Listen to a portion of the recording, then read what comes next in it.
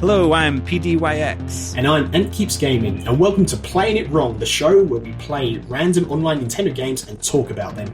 That's right, each episode we're going to take one random NES game and one random SNES game from the games available on the NSO service on the Nintendo Switch, and we're going to play them for at least 30 minutes each and talk about our opinions of those games. Playing It Wrong, episode 10. All right, here we are on episode 10, and before we get started, we have a very special guest this time. Monolithfiji is here with us. Oi, oi, it's Monolithfiji Keeps Gaming here. How's it going, everybody? Thanks for having me on the Playing It Random Online Nintendo Games ! Mini podcast. Yeah, well, thank you, David. Yeah, thank you. It's the 10th episode. We want to do something a little bit different and special. So, Monolithfiji, or David, is here joining us.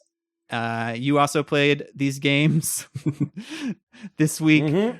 For the NES game, we had Volleyball, and for the SNES game, we had Joe and Mack 2, Lost in the Tropics. Before we get into the specifics of each game, just kind of a general feel of this week of playing these two games. What was the overall experience for y'all? It felt like I was playing super tennis again with the volleyball, pretty much. Not good. Yeah. Not a sporting guy at all. And I even saw your comment, David, when we was getting you, when you was getting on for Wrong. You said, how can you play volleyball for 30 minutes? And you're right, it wasn't 30 minutes at all. It was mostly 7 minutes for me. I played it. There's not much to it at all. I'm glad you said that, because I dropped that game like it was a hot potato, or like a hot volleyball on the hot summer sand during the Olympics. I dropped that game.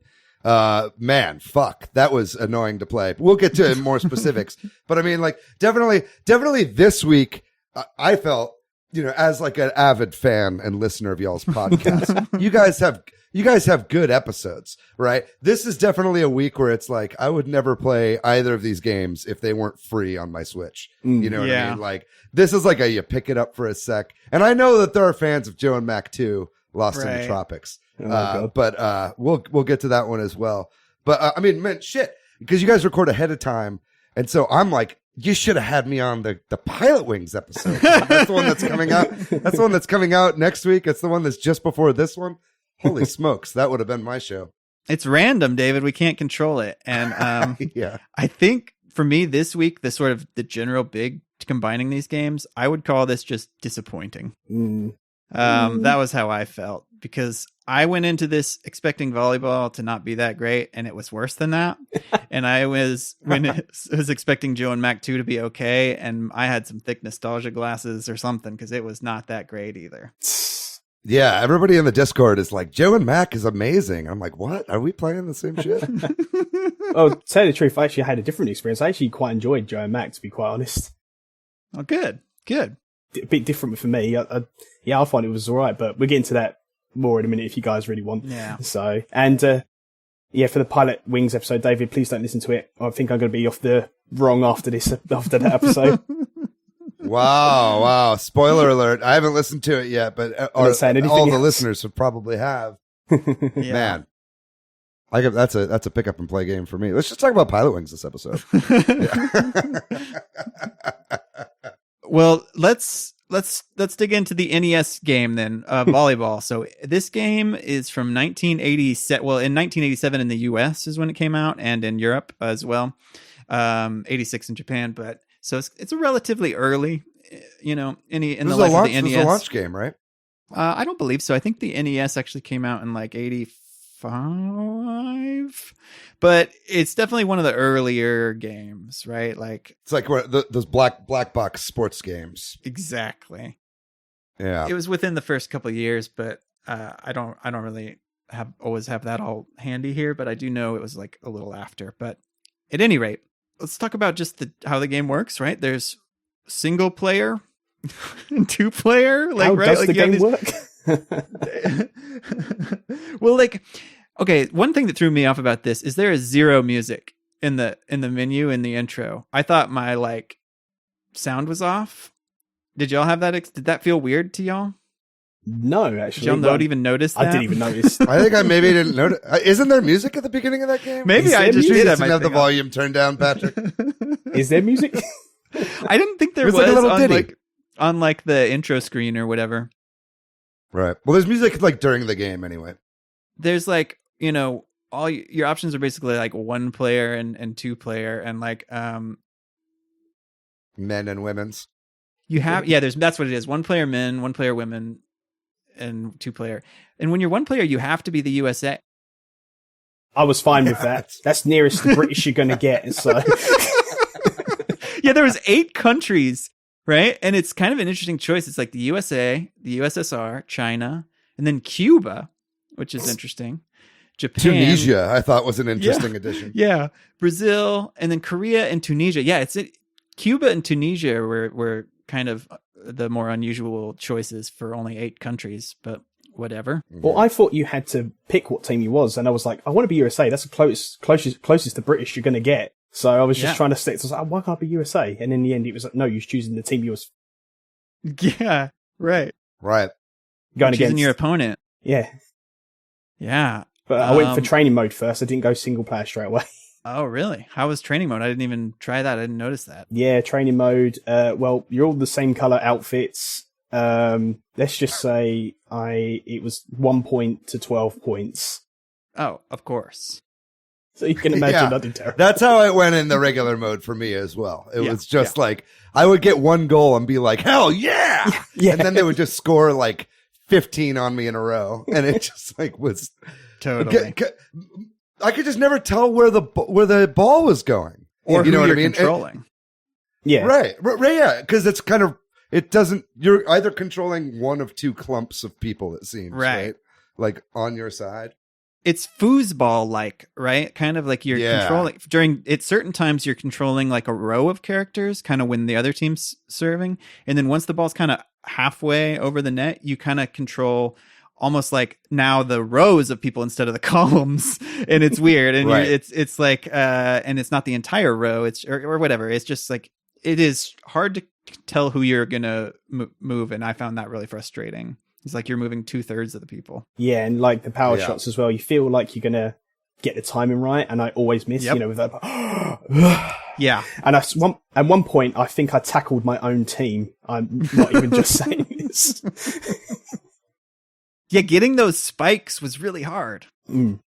Yeah, I had a really hard time with that as well. But what I will say though, I mean, like you guys were saying, like, oh, this is worse than tennis and stuff. But I mean, as far as these early launch window black box sports games go, like this one at least like has music throughout the whole thing, and it's got like animation. It actually has like animation. They're like the humping animation, sexually gyrating the entire time. Especially the men look like they're humping. The men are humping. Well, I mean, it's a man's world out there. I don't know what that means, but no, it was like, this game actually like looks pretty good for what it is, but at the end of the day, it's like, this is like a straight up like one and done experience. It's like, if you're going to play it in single player, you can get what you can get out of it. I feel like we probably should have played multiplayer online. Yeah. I bet like we could have had a little bit more fun with it if we were actually playing against each other, especially if there were some drinks involved. We could all just lose together. At least the characters aren't like weirdly flashing on the screen the whole time. You know what I mean? Not the whole time. A lot of games from this period. Right. Yeah. So it was like, I think you're right. If we'd played multiplayer against each other, it might have been more fun. And I think that's probably a good recommendation. If you feel like you must play this game, play it against a friend, because it's instantly not fun when you're playing the computer, right? Like I like y'all said, I could not take 30 minutes of this. I stuck it out for about 20.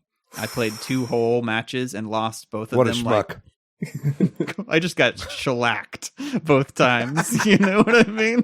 Yeah, I could see where my luck was going. I thought, you know what? Yeah, I'm not going to save anyone the embarrassment, so I'm just going to quit here. It's pretty bad. Yeah. Were you streaming? Were you streaming this for like the 7 minutes that you played? No, I'll record it and put it onto my YouTube channel. So I used to stream on Twitch, but not anymore. Just record, throw on YouTube. Yeah. so you can see how badly I do. That's not where all the viewers are. Yeah. David, you mentioned the music. The music is all right, but I found the sound effects to be awfully annoying. Like the whistle sound was really jarring, and like the crowd sound, it sounded like static.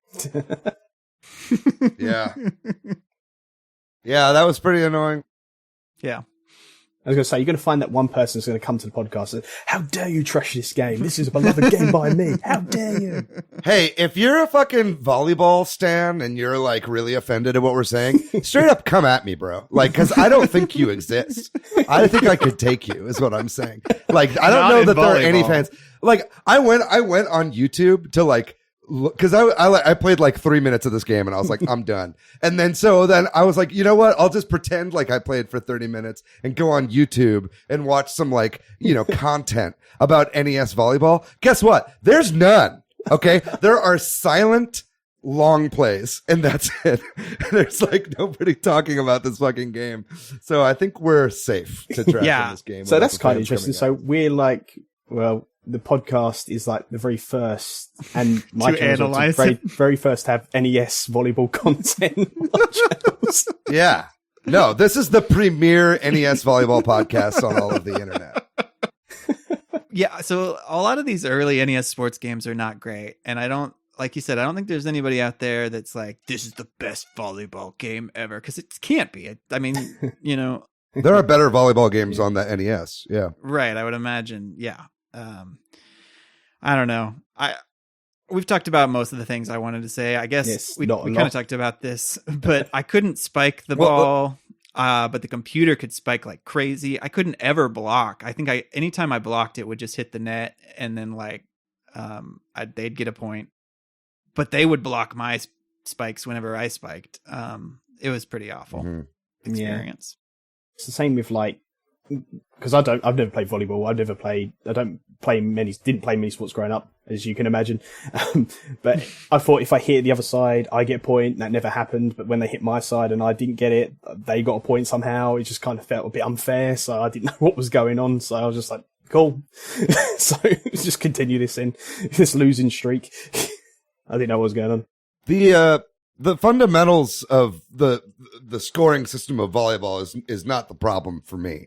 Like I am an expert on volleyball right now. Full disclosure, we're recording this during the 2021-2020 Tokyo Olympics.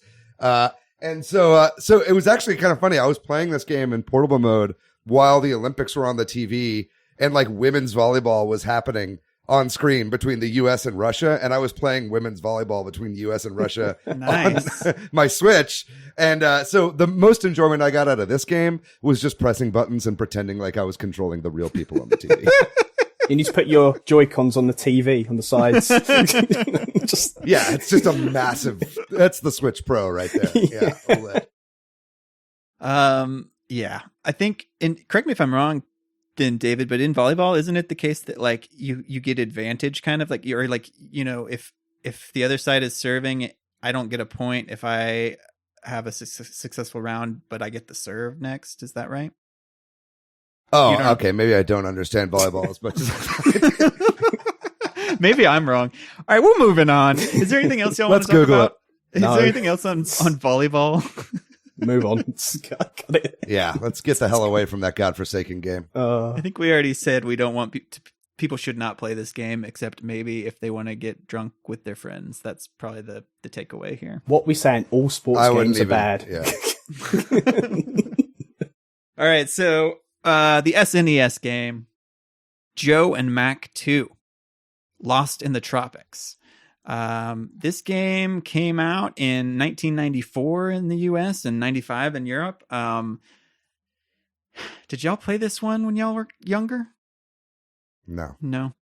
Sega lad here. Sega lad. That's right. Sorry. I did. And I honestly don't remember if I played this one or the first one. But I remember thinking when this came up, and I even said it in the end of last episode, like, oh, this one's going to be good. And I didn't really feel that way as much. I think it's not awful, but I thought it's just not as good as I remembered. That's how I felt. What did y'all think, sort of big picture, about this one? Yeah, no, I quite enjoyed it, actually. I thought it was just kind of like a sort of, it's just a kind of okay pick up and go sort of game. I thought myself, I actually quite enjoyed it. It got a bit harder at some points where to use a rewind feature because I was like really low on health. But other than that, I quite enjoyed it, to be honest. How far did you get, Ant, or how long did you play? I played 33 minutes because I was really enjoying myself until I got like no health and I was on like 1 bar or 1 heart of health, and then I had to just keep using the rewind feature. What was it? Probably the snow level. I got to the snow level because you can go and it's like mini map. You can do them. Yeah, you can kind of do them in any order, though, right? Yeah. Yeah, you could do them in any order. I think it was definitely maybe the 3 bosses I did do, and the third one was the ice snow boss. So, okay, they're like Triceratops who busts out of the wall or whatever. Yeah. No, I beat the game. I played it all the way through. It took me like 45 minutes to beat the game, which is like part of the reason why I'm like, was this game like $60 when it came out in like the 90s? You know, like this is definitely an example of a game that is, there's just not really any content in, and they just added in extreme difficulty at times just to pad out the game, to make it more so you die and then have to start over and then like play the game over and over just so you can beat it, right? I definitely got that vibe. Like, also, I never played Joe and Mack 1 for the Super Nintendo or the Joe and Mack on the NES, because it's technically Joe and Mack 3 on this one here. It's like the third in the series. And I guess that also is including the arcade games as well. But it's like the whole like shop and store system seemed completely 100% pointless to me. Unnecessary. Right?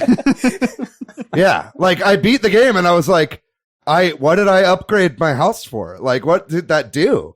You know what I mean? That's what like, I did too, actually.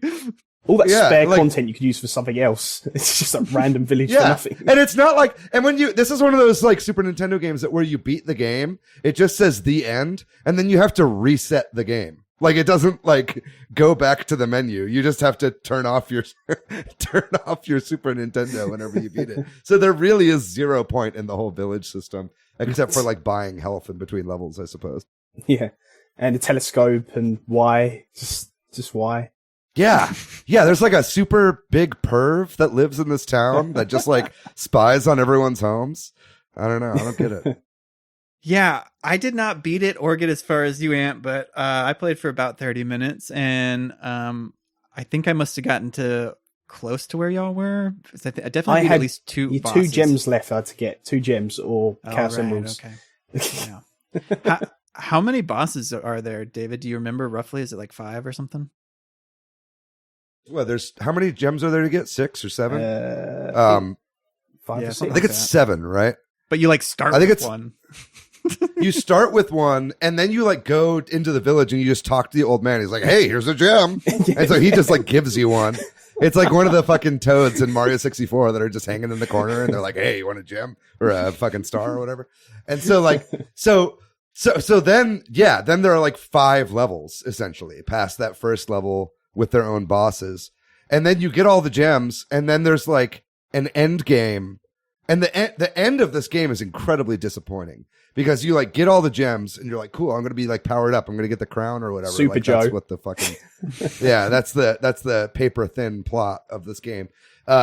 Which for this game, I did also read the instruction manual, by the way, you lazy fucks. You guys never actually read the instruction manuals. By the way, and I read the instruction manuals and it showed the controls in this game, and all it did was show the controller and say which buttons were A, B, X, and Y. It didn't say what they did. It's just like, this button is A. Manual. This button is B. Manual. It was like, what? Anyway, that's what you need to know. So when you get all the gems, because you beat them in any order, then it like opens up this rainbow bridge to this like final zone, and you're like, oh, cool, there's going to be like a really hard level here or whatever. It's just a boss rush. It's just every boss you've beaten previously, and you just have to beat them all in a row. And then the final boss turns into like a zombie version. Spoiler, sorry. This whole thing is spoilers. And he's incredibly difficult, and so like I absolutely used the rewind feature and some save scumming. Save scumming.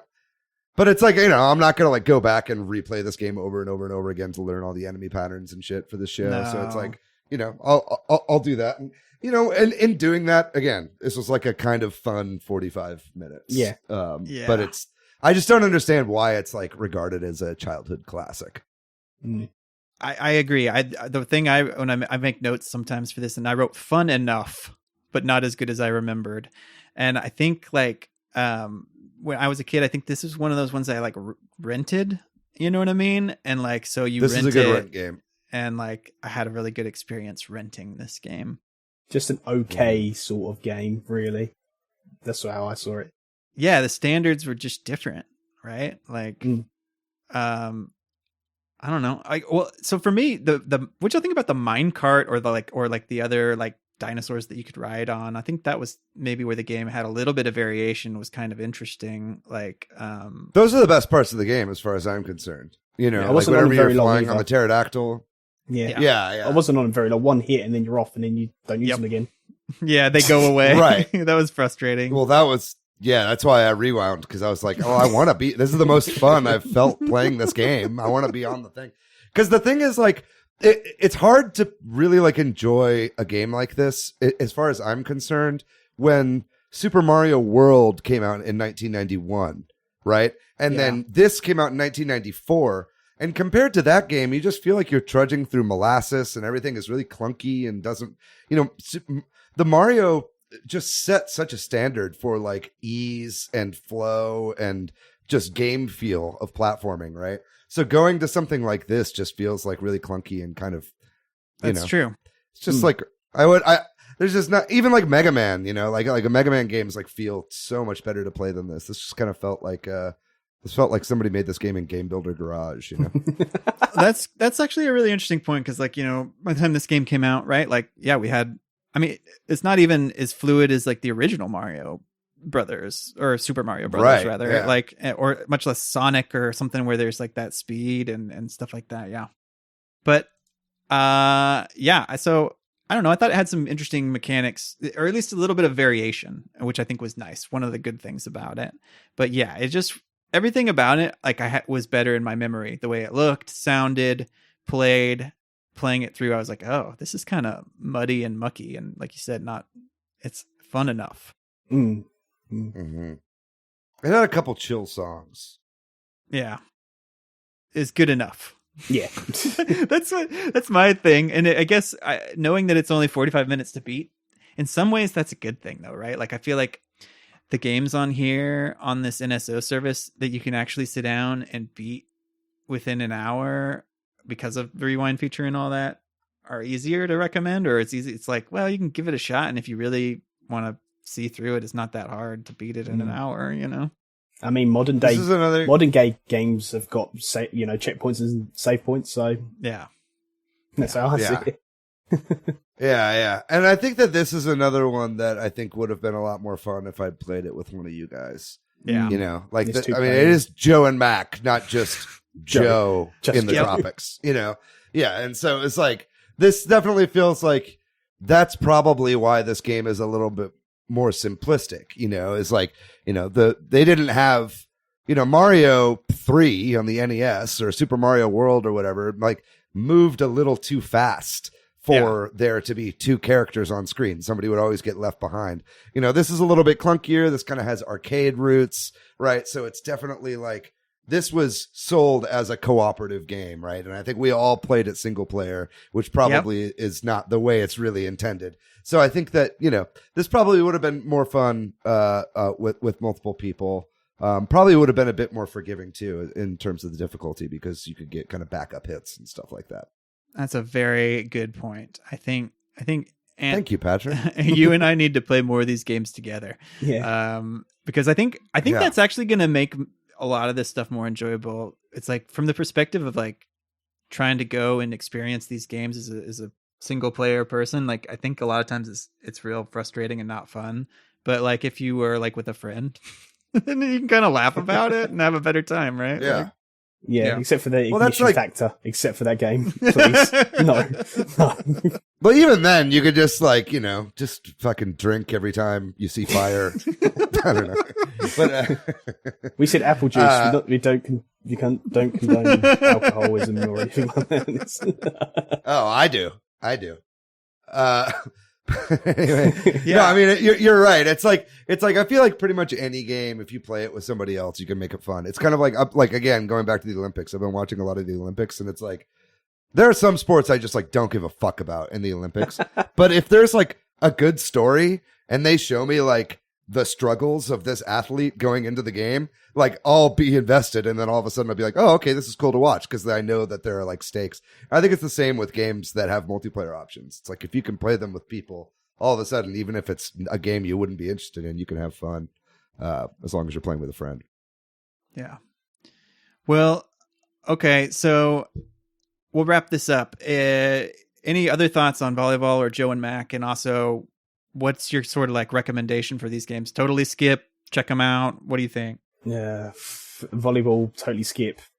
And Joe and Mack to okay recommendation. Yeah. Just pick up a game, just pick it up, and then if you want to play something, well, just for the fun of it, I guess. Just for easygoings, I don't know. What about you, David? I'll say this. I think that I could have gone my entire life without playing either of these games and have been the exact same level of satiated and content with the direction that my life is going as I am right now, which granted is not very well. I have no, I don't really, I'm not like at an all-time high right now, but I will say these games did not increase my value of life at all. That having been said, I know that there are Joe and Mack stands out there. And I know in our Discord, there are Joe and Mack fans that are probably pretty mad right now that I think this game is pretty much not worth playing at all. And you know what? And to that, I say, I still think I could take you. So come at me. I'd be glad to fight you. My address is not hard to find. The internet, you can find lots of different stuff. So look me up, and let's fucking fight. I also think nobody should play volleyball ever. It's really bad. But then Joe and Mack too, I think it's all right. But like, if you're like me and you have fond memories of this, but haven't played it in 30 years or whatever it is, don't, because you're just going to ruin your memories. That's what I think. Yeah. And as I said, like, this is coming from like an okay recommendation for me, and I've never played this game. I said Sega growing up, and for me to be an okay game, which it is, you know. So yeah. All right. Well, that's a glowing recommendation from Ant right there. I think this was a pretty bad week. What do you, Thank you so much for having me on this week, guys. It's because what an enlightening and fulfilling experience you guys have given to me and blessed me with on this day. It's episode 10, and that's why we wanted to have you on. And I guess to that point, we're going to continue doing this show, but we're going to take some time off, at least a few weeks, between this sort of, I guess they're not really seasons, but kind of like the first 10 episodes. It's kind of like season 1. Oh my God, guys, did you have me on for the mid-season finale? Yeah, that's the whole point, right? Like, that's why we wanted to have you on. This is a big one. It's 10. So we're going to take a break, and then we'll come back later with the next episode. So, but I think we're going to pick it now, though, so that everybody can be anticipating what other bad games we're going to play. Ant, you want to give us our countdown? Here we go. 5, 4, 3, 2, 1. Jelly boy, jelly boy, jelly boy, jelly boy, jelly boy, jelly boy. It's not Jelly Boy, sorry. It is for the NES Kirby's Adventure. Oh, nice. For the SNES Breath of Fire. Wow. Dang. What do we think? You guys are going to play Breath of Fire for 30 minutes? At least. Okay. That's like a long one, right? That's like a that's a full-on RPG, man. Well, I can't claim we're going to play it for more than 30 minutes because I can't claim that it will be fun at all. I've never played Breath of Fire. I don't know. I've never played Kirby's Adventure. Kirby's Adventure is a fucking excellent game. That is one of the best games on the NSO for sure. Yeah. Well, that's a good recommendation. I know Breath of Fire is well regarded, at least, but I don't know if going to play it now, if it'll feel that way. I've heard. Well, at least you guys are taking several weeks off. Yeah, we'll have several weeks to get a full playthrough of Breath of Fire, or not. We'll see.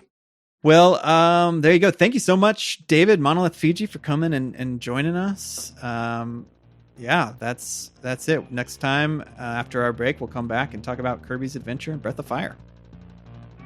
Thanks for listening to Playing It Wrong. This podcast is a collaboration between Super Switchheads and AntKeepsGaming.